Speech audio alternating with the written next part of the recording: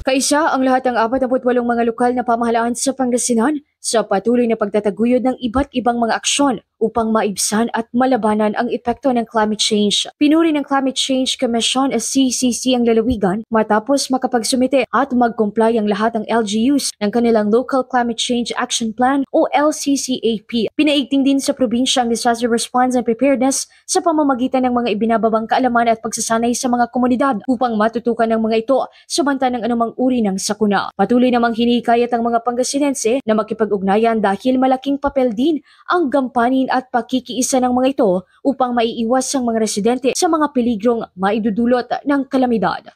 Mula rito sa IFM Digupan, ito si Idol Ron Araca, Tatak, IFM. IFM News. IFM News. IFM News.